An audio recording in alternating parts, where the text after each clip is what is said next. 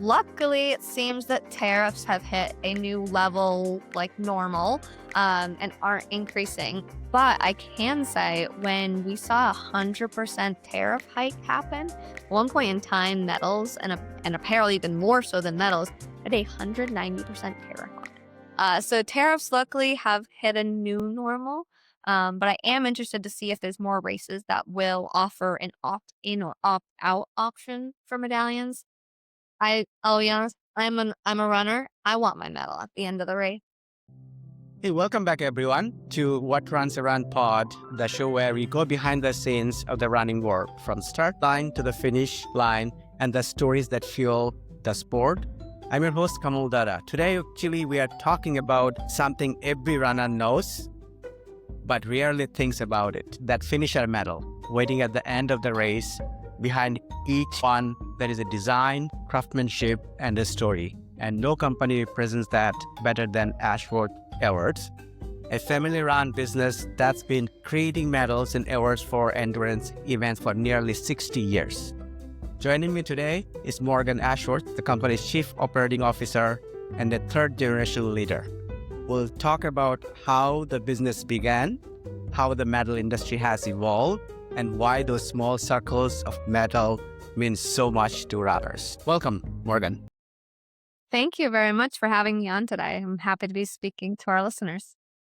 Great. And then really excited to what you're going to cover during the next couple of minutes. So let's Cool. start with people may not know your background. Can you share your journey into Ashworth Awards? Did you always think about that you'll join the family business? Yeah, honestly, I always did think I would, in some way, shape, or form, join the business, whether that be helping from afar or internally. And I'm lucky enough that I get to say it's internally of the company. I started with the company years ago, though I joke I've been, helping out when I can convince my parents to allow me to work in the production unit. I was already helping whenever I could convince them to allow me to. And that just allowed me to get a very great ingrained knowledge of our production processes, of the way in which the organization ran. And then, of course, I was running all sorts of events from road races to half marathons, 5Ks at the time, that has now brought me into marathon training and even triathlons. Wow, that's cool. So two follow-up questions on it. The first one is, how is it like growing up around the brand? And if you want to share some of kind of the highlights for yourself. Yeah, that's a tough one to answer because I think there's a lot of highlights from growing up around the brand. I grew up in a very active lifestyle because of that. I was naturally within the opportunities to go and run 5Ks and meet people. I also think I got to meet so many different individuals than I would have otherwise been able to. For example, meeting pro athletes all the time. Every time I got to go to a trade show or a conference or a race. With awards, it tends to find itself behind the scenes with races because we're either buying VIP tickets to be able to be a part of it when, my mom was running or my dad is running. And then through just being able to, anytime we were donating or volunteering, got to see a lot of the stuff behind the scenes. So I think it was a very interesting upbringing I had because of that. Uh, I love to talk about how I was young and I went to a conference in San Diego with Dan, our CEO, and I was, I don't know, maybe 13 at the time, and I was doing a practice run. Dan got lost on his practice run. He hit an island right off San Diego. There's like a bridge over to an island. So I ran over, found him, and who comes up but Meb? Meb came up, and Oh, I wow. I tried to do Meb's cool down with him. I only lasted a mile on his cool down. So I definitely felt like I had a lot of opportunities. I got to be athletic. I got to see and meet people. I was able to travel a little bit with the company too, so it was, very fun. That brings me to the next question. That's fascinating that, 13, you're into, I don't know if you sprinted with Matt for a mile or something else, but that's pretty courageous for sure. So now you're an athlete yourself, as you mentioned. So I wonder, how does being around this endurance community, especially pro athletes and the overall industry leaders, how does it influence how you lead being the COO of Ashworth Works? I actually studied leadership, funny enough, not just being around leaders, but I am a leadership expert myself. I went to school for industrial organizational psychology, and so I would say that that has tended to guide my leadership perspective the most. But I can say being able to see the different ways that individual vendor leaders work versus race directors versus the race owners versus the timing leaders for each and every race, I think has allowed me to see that the leadership approaches do change based off of the size of an organization, the size of a race, just the way in which the company works or the specific industry or tasks that organization has. So I think it's balanced some of my original approaches to leadership, where to be more flexible, where to be more dominant, where to be more directive, what you can allow to kind of travel through or someone to make their own decision for versus things that you can't necessarily allow that decision making time frame to happen. I would argue that this you get to know a lot more leadership approaches. I tend to say though that I feel I've coached more on leadership than anything else. Wow. Yeah, that's definitely actually you can bring in the differently. You are expert for by education, but being around the leaders, then you can see the practical application of it and where you can actually tweak and apply different approaches to leadership. As you said, you have done more coaching than actually the other way around. Yeah, That's yeah, awesome. lots of practical application, and honestly, I guess one thing I should have noted is the running coaching.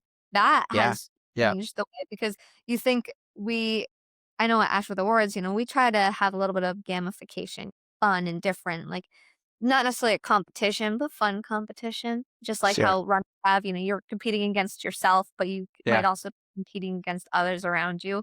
So Right. definitely being able to apply that more sports-based coaching or the running Mhm. type of coaching within our leadership, I would say we get to do that at Ashworth Awards, playing on the metaphors of our industry. That's awesome. That sounds a lot of fun too, as well. Now let's rewind a little bit. Ford Awards were established in 1965, if I got the numbers correct, Correct. by your grandfather. And if you want to take us back, like the evolution of the company that you saw or you are aware of, from the jewelry to the finisher medals to the event awards that you did today, if you want to take us back and walk us through a little bit of a couple of the transition that happened where Ashford Awards is today. Yeah, certainly. So, Ashworth Awards started as an emblematic jeweler. Our official name is actually Ashworth Associates, but we do business as Ashworth Awards because it is more synonymous with what we do. So, as Ashworth Associates, we began as an emblematic jeweler, making pins and emblems, all sorts of jewelry type pieces for corporations, businesses, etc. And then come the 80s, Doug, my grandfather, actually was in a bar where we were a pewter jewelry, producer, and someone yells out, "Hey, who produces, jewelry with pewter?" Well, my dog goes, "I do." Who was asking? Boston Marathon. Boston Oh, Marathon. wow. Who Okay. produced was the Boston Athletic Association, because they wanted to use pewter in their medals, due to the history surrounding Paul Revere and pewter. So that is, I would argue, the time that we started transitioning and medallions became more popular in the sports and especially the running space. And as one of the only producers of emblematic jewelry that was also partaking in medallions at the time, Ashworth Awards started to pivot. And that's actually when our name began to pivot and we did a little bit of a rebrand and started producing medals. Now we're most known for our medals and less known for our pins and jewelry than we once were. But we still do pins, we still do jewelry, we still do all those emblems, we even do apparel. Because any type of recognition or promotional product that you see out there, we probably do make. We're just most known for medals and awards. Oh, wow. That's fascinating. Looks like transition happened when the 70s and 80s when the running boom was happening, right? And that's kind of the pivotal moment for Ashworth Awards as well, so, which is great. Now let's talk about the industry itself. So I think I know a lot of sweat and tear went into this one. I'm sure it came out of your manufacturing facility. Yes. If you want to talk a little bit about the industry you operate in, Mhm. for me, it's an emotional keepsake, right? Mhm. Puts for a runner like myself.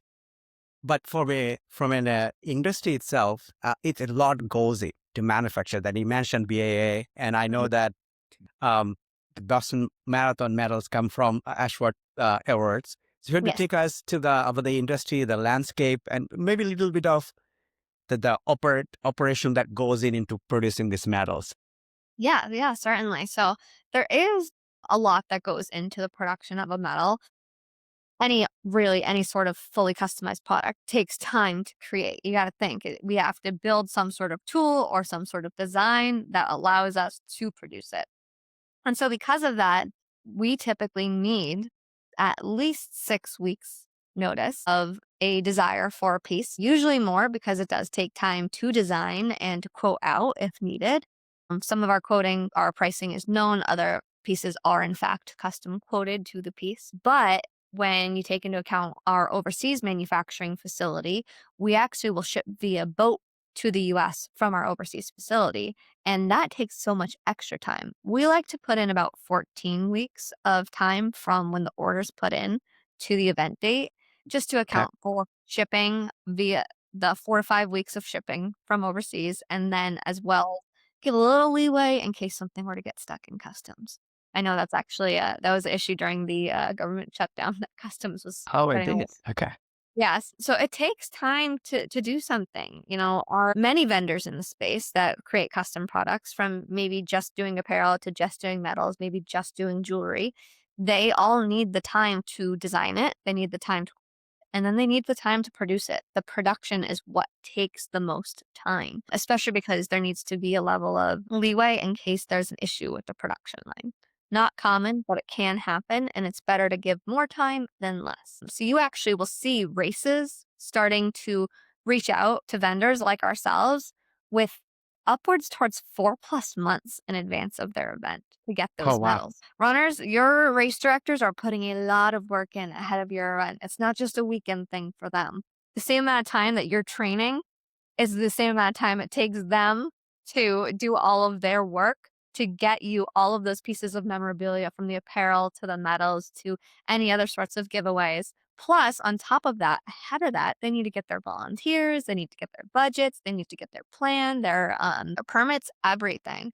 So a lot goes into it. We are obviously on the supplier side where we are giving all those memorabilia promo type products to the race directors and the races themselves, but the directors obviously have the most amount of work. So I would say Ashworth Awards tries to, represent itself as more of that consultant of what can we do to help you? Like where can we help? We have many of races that come to us that are newer and say, I don't really know the quantities I need.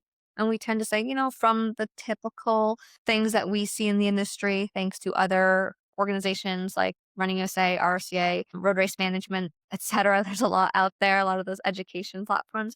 These tend to be the trends that you can follow. But on top of that, that one-stop shop method that Ashworth Awards is trying to take, we're trying to support them where we're like, okay, you don't have to go to 40 different vendors. You can come to us for at least 10 of those items. Right? Right. Right. So there's a lot of time that goes into it.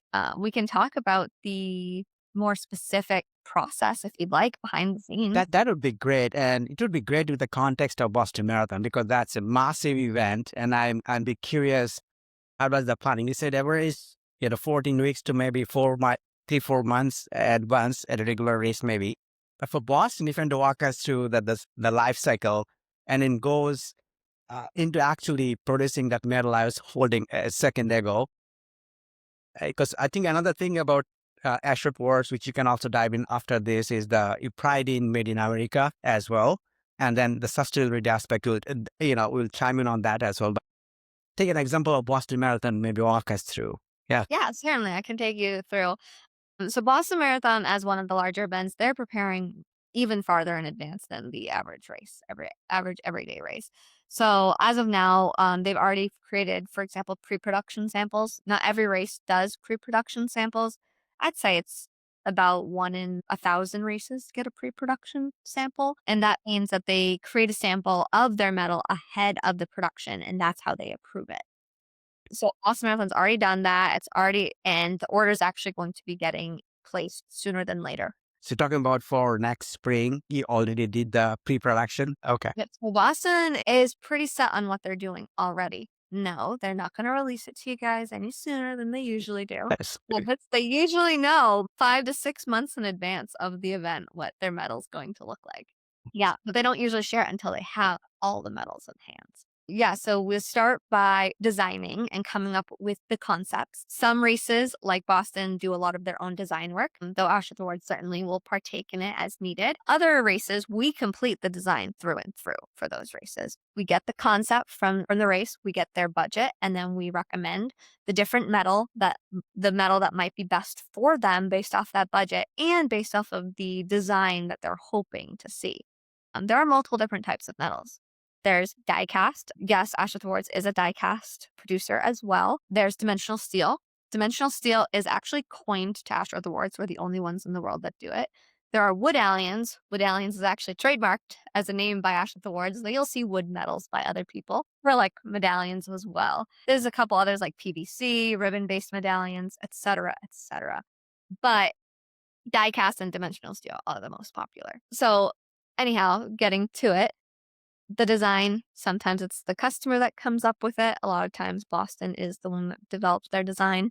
And then sometimes it is Ashworth Awards. I would definitely argue Ashworth Awards and Boston, we collaborate a lot. Boston Marathon's actually Dan Ashworth, our CEO's baby, we say. He's very proud and loves to talk about it. We love our relationship with them. They're great to work with. After the design comes the approval process. So getting the approvals, ensuring the budget matches up, they approve their sales order, they approve their art, and it gets into production. Once it's in production, it could be 14 weeks ahead of the event, it could be 6 weeks ahead of the event. Rushes under 6 weeks aren't as common, but they happen. And that's something Ashworth Awards prides itself on being able to provide to those races, especially the new ones. And then during production, it just goes through a number of processes from going through the dye process or the cut process, through the plating or powder coating process, down through either the decoration via enamel or some sort of other process. And then obviously through assembly, packaging, and shipping. Shipping is what can take the most time, and it's the one thing that the race and the vendor ourselves don't have control of, though. right. The shipping is through the shipping carriers. Some events get their medals a month in advance of their event. Others get it the week of their event. Just depends on the timeline and the preference, again, of that event. All in all, though, the most complicated part of the process is the design. I see. I see. Mhm. Yeah. And then different kinds of metal, Morgan, how do you decide or how a race decide which one to go after? Is the pricing the main differentiator? Possibly, yes. Dimensional steel and die cast are pretty one-to-one unless die cast is coming via a boat shipment. Boat versus air shipments from overseas facilities are a significant difference. Yeah, As you can imagine, a truck versus an air shipment in the US, truck right. takes a week versus air is same day. That obviously is a quite the price difference. So that would be the only note I would make. Other than that, the weight of metals can affect the price. Though dimensional steel is actually naturally heavier than die cast, it does end up shipping for roughly the same amount, if not less, because it's usually within the US. Dimensional steel is 100% made in the US. I see. But if events are worried about shipping costs, then they might look towards a woodallion or an acrylic. Really, though, I wouldn't say it's cost driven as much as it is preference. A trail race, they want a wooden medal because it's a trail race and they're in the wood. Acrylic metals and PVC metals are very popular for kids' events. Conventional steel, if a race has a really high sustainability value or value surrounding the environment, is our recommended option. And steel itself, that is the base substrate of it, steel is 100% recyclable through its lifetime, will die cast. Ah, So I for that see. reason, steel is better for the environment than zinc. Oh, wow. That makes sense. Now, I think that brings me to the point that you talked about the shipping, about made in USA versus made in outside the USA? And does it also play a role what they order? You could say the die cast or the steel ones are primarily made in USA, but for the others, you make a call whether to be manufactured in US versus outside. Yeah. Yeah. So die cast, I would say that our competitors pretty much are all overseas, mostly in China. Our overseas facility is in China as well for die cast, but we also have a facility in the US to support die cast. The problem is die cast in the US, you actually start with a tool. It's basically a big piece of metal that compresses together and allows the zinc to cure at the in the right shape. We used to do pewter. Pewter's far too expensive to do now. So zinc tends to be the metal of choice. A die in the US, that giant piece that holds the metal in the shape and lets it cure in the shape it should be, is a lot more expensive than it is, unfortunately, overseas. I see. So it would be about an $1,000 investment to start just for the die in the US for die cast versus in China, it could be more like 200 to $300. But that actually is why Ashworth Awards came up with dimensional steel medallions. We actually just launched the line in 2019. We hard Oh, launched it okay. in the spring of 2020, perfect time for the pandemic. Yeah, Yes, and so we came up with dimensional steel because it does not require that die, that cast to be made. It doesn't require any sort of tooling, so it's less wasteful in that. It's less expensive when it comes to tooling in that way. And then obviously it has that really high sustainability component for how it's made. Die makes cast sense. and dimensional steel is basically a reverse engineered process to die cast. Die cast, you start with melted metal that then cures to be a solid molded form. Think of when you were a kid and played with Play-Doh and you put Yeah. it in molds and that's how it came out. Versus dimensional steel, we start with a flat substrate, the steel, the rolled steel, we powder coat it and then we use a specialty decoration process on top of it that builds texture. So we build texture after the fact. And it's only a process that Ashworth Awards does as of right now.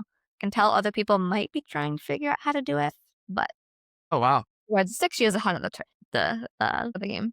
So if I try to understand what you just laid out, if I'm looking at this metal, if you're going the die cast process, you'll take a piece of metal and try to create this metal from that blob of metal, right? That's what the die cast Yes, process would be. yes, but Okay, it's not previously cured metal. So right. that metal is unfinished in some way, shape, or form. It gets melted down and then can get cast. Boston Marathon is mostly die cast. Most of their metals are die cast. Oh, wow.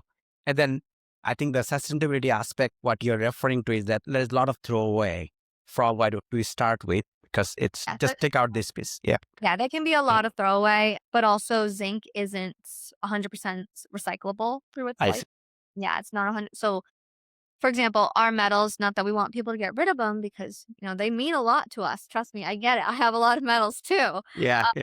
They mean a lot to us, but all in all, if there are extra metals made, we can actually recycle those extras versus die cast. It's a lot harder to recycle those ones and it takes longer if we are to recycle them. Yeah, so it's a little bit harder to do. There is definitely waste within the process. We do pride ourselves on decreasing waste as much as possible, and that does apply to our die cast line. We decrease waste as much as possible. We have a strong oversight because at our overseas facility, but the everyday average vendor might not have that same level of being able to oversee their facility. Ashworth Awards pride themselves being one of the leaders in sustainability. And I think what you're highlighting a couple of the areas that, how do you minimize the waste, you know, talks a lot about how we are putting effort towards sustainability and make sure that what you're producing is sustainable. You want to highlight a couple of more areas that you are putting an effort towards sustainability? Yeah, certainly. Another area that we have sustainability wise is our ribbons. They're made of PET plastic, so it's a recycled plastic. So that's one example. We had tried to apply PET ribbons to our process so many years ago, but it was too rough of a material. The sublimation material coming from it, so those ribbons you have, it was too rough. Imagine if you had like it was feathering out of the ribbon. That's what it used to be. Yeah, Well, we're really proud to say that that's no longer the case because PET technology has come so far that now all of our ribbons are made from PET recycled plastic. huh? On top of that, we do practice sustainable packaging. I joke about our packaging peanuts at work. You could truly eat one like a snack. Our, Really? our Oh, chefs wow. have gotten into them and we don't have to worry because it's made out of natural material and it's Yeah. biodegradable with water. They'll just dissolve in water and it's safe for the environment. On top of that, we practice lean manufacturing. It's just basically we reduce waste wherever we can, whenever we can. I mean, even when we have boxes come in from our own shipments, from our own supplies, we shred that boxing, and we use that in our packaging because our packaging is pretty much 99% recyclable and recycled, all paper packaging. We only use plastic if especially necessary, and even then, PET plastic packaging is available. Yeah, that's cool. That's fascinating too.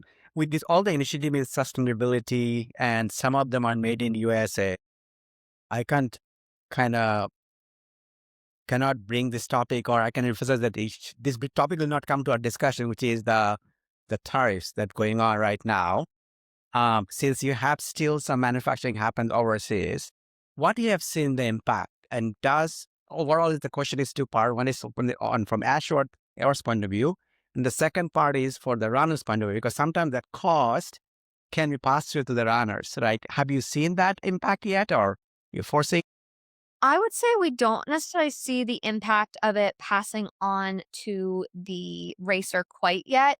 I Okay. have seen some races that now will allow people to opt into a medal, so that's new.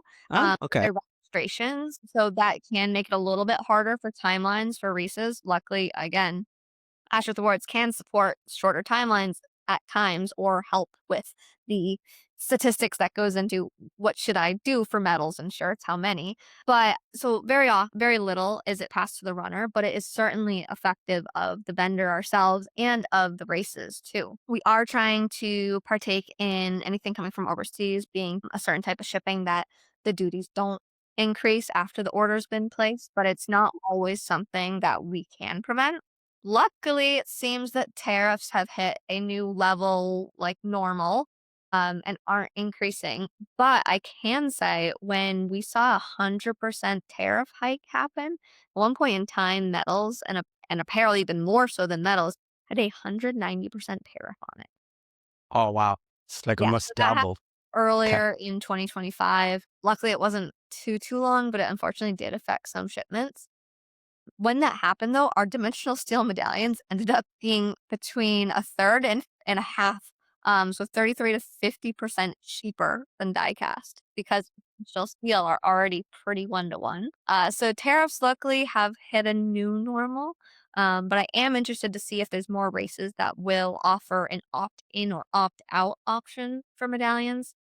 I'll be honest, I'm a runner. I want my medal at the end of the race. I'm That's getting true. yeah, I probably want socks, and I'm definitely buying some sort of keychain, and my favorite is I do have a stuffed animal from all of the major marathons I run. You do. Oh, that's cool. Yeah, so all sorts of pieces that people want. It's just a matter of what swag item does the runner want, and I'm glad to say that Ashworth Awards can help with all of them. Yeah, that's the problem. How is the opt-in going to work? So when I'm registering for a race, I love the opt-in if I want a certain kind of medal versus the other kind of options. Yeah, so I know when I ran a race recently, I could either opt into the shirt or I could forego it and a tree would be planted. Yes, yes, okay. And but I could pay $5 to get the shirt and plant the tree. I think I might have been able to choose the shirt without the tree too, technically.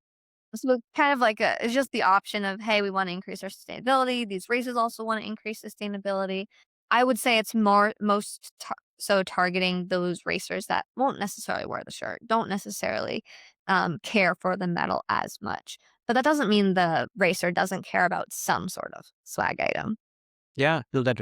I think I have noticed that because I'm looking to register for a race in Phoenix or the Tampa in Martin Luther King weekend at the Rock and Roll series.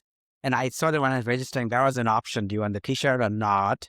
that option was popping up. So maybe that's what I think is going to happen to drive that sustainability initiative. Yeah, and I Oh, mean, okay. I feel like that more so affects the runners that are racing, multiple events in 1 month alone. They're probably getting so many swag items, so many medals that to an extent it seems whitewash for them. But most runners are new runners when they're running a marathon. A lot of the marathon runners are new. And anytime you run a marathon, I think you should have a medal for that. That is quite the undertaking. That is true. Yeah, because the sweat equity that is put into it, getting to the start line and even finishing it, that is so true. You alluded to the fact that Ashworth Awards is a one-stop shop, right? So you talked about, so medal is definitely Ashworth Awards is known for. What is that Ashworth Awards does that maybe people aren't aware of? Or maybe the race directors who are listening to this pod or race organizers, hey, we should reach out to Ashworth Awards for those. Yeah, certainly. Yeah, obviously we're doing your medals oftentimes we're also creating people's division placeholders awards too. So first, second, third for the different divisions that they have. The winners awards we're creating, but also we're creating the volunteer pins. We could be creating your volunteer pins. Maybe you Oh, have okay. volunteer shirts or volunteer jackets. Maybe you have pacer shirts. Maybe you have pacer signs. We make the Ah, pacer okay. signs You too. do. We also create display systems. Think there's usually a flag for maybe every mile, maybe for every water station, some sort of feathered flag, some sort of banner that calls it out so runners can see it from afar. Tents, even to protect people from the weather. That's pretty common. Even just like those typical trade show displays that the races or even racers and their families use at the race events or at trade shows or conferences, wherever else they're going. We make all those different types of items. And then on top of everything, I noted pacer shirts and volunteer shirts. We do have a racer shirt line. So the typical Oh, t-shirt, long sleeve, or tank top that you give away to your racers, we do have that available. Sublimated processes, screen printing processes, tech or cotton shirts, whatever that preference may be. And then we're always developing product lines. We are actually a consulting manufacturer, which means that we naturally create products anew. We are naturally creating products that have never been done before. Think we're in a custom product industry. Every product we're making is new and different in some way, shape, or form, or maybe just no design like it has ever been done. As a manufacturer ourselves, since 1965, we have 60 years of manufacturing experience. And because of that, if there is something that a race needs that their previous vendor no longer does, or their previous vendor went out of business, saying during the pandemic in 2020, they've come to us and said, "Hey, can you do this?" I mhm. actually have a quote right now for lawn chairs. Really? Lawn chairs. They want really quality custom lawn chairs.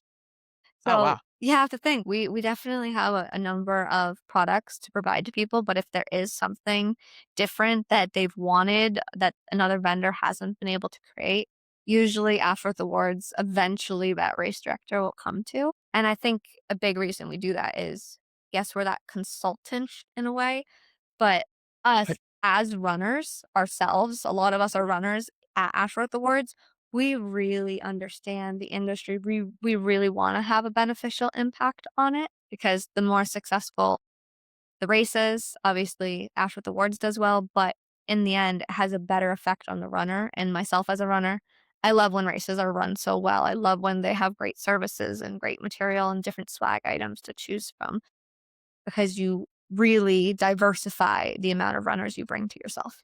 yeah, that is so true. Now, for I would say the metals, is everything also manufactured in US and overseas, combination of both as Yeah, well? that's why we have facilities both in the Ah, US okay, you do. and overseas. So even apparel, we have US options and we Oh, have okay. options. I see. Have both. And again, we're always developing. So we're always going to be trying to make it better. That's one thing you can count on is no matter what, Ashworth Awards is always innovating. So your product might only slightly change, but it might be the quality, it might be the finish of it that's a little bit better. It might be that it's more long lasting naturally because we have worked to ensure that we have the highest level of quality. We're doing research and we're constantly developing those products. That's fascinating. Now, since you're talking about innovation, let's let's look ahead. So, Morgan, if you were to put a hat of a leadership role, 5, 10 years, Where do you think is the industry heading, the metal industry? Yeah. I think the metal industry is only gonna get bigger, in all Sure. honesty, because the running industry is only ever getting bigger. We see more and more of the younger age group coming in and running races. I Yeah. have people I went to school with that I would have never expected to run a marathon, or people that I've known forever. Again, would have never expected them to have marathons on their radar, to have goals to run them, and they're all running them. Some might be a one off, some might be that they're now going to go after a certain number of them. So my own cousin has done 2 of the majors now, which I Oh, think wow. is That's amazing. great. I have to train with him. Oh, and we just keep being on opposite training blocks. If I'm training for spring, he's training for fall or vice versa. Running is getting bigger. Races are seeing sometimes 50% or 100% increases from the year before because people want to get active. And in getting active, it's more community based. So people want to do the race themselves, not just run and train for the race, but also do the race and see the people and maybe do the race with a group. Last weekend, I just did a relay marathon. I did a 7.4 mile leg of the relay, and the rest of the team was between, I think, 5.5 and 6.5 miles. It's a very different experience, I can say, but I really liked it. I was like, "This made a marathon so much better because I didn't run a full Uh, marathon, yeah. and, I got to do it with a team. It was really cool." That is true. So, Yeah. it's only gonna get bigger, it's only gonna get better, and runners have a say too, I think. I think runners definitely have an effect based off of the types of vendors. If they know the vendors out there, they can even say like, "Hey, I like this vendor." Hmm. We actually have runners that'll say, "No, I only run races we make medals for because I know they're gonna be the best." Oh, wow. Have you seen that expectation change though, Morgan? Like from an honor point of view? Like, okay, I expect a metal kind of that come from that manufacturer or this certain kind of metal. Yeah, I do say that we've seen it change where people do expect medals. So a lot of the new events, a lot of new events used to not do medals at first, but there are also plenty out there that are immediately doing medals. They have no idea what the number of participants they're going to have is. And so when they come to us and say, I need medals, my runners are expecting medals, just don't put a year on them. It's like that way you can use Reuse them. Yeah. or we can do ribbons next year to add to them. And the ribbons can have a year on them. We can do a new ribbon every year, but ribbons cost less than medals. So Right. again, how can we help you get there and give your runners what they want and what's going to attract them to your event? Have you seen or do you see that kind of interactive metals kind of happen in near future or in the future? Like you put a yeah, like a QR code or maybe some augmented reality or personalized engraving within the metal itself, kind of more interactive metals. I would say that a lot of actually racers add some sort of specialty engraving or specialty, like even they might even take a Sharpie and write their time on the back of it, right? So a lot Yeah. of vendors do that. They want to personalize it to themselves in some way, shape, or form. There are a lot of inklings out there in the industry of, oh, let's do a virtual medal or, oh, let's do a QR code on the medal.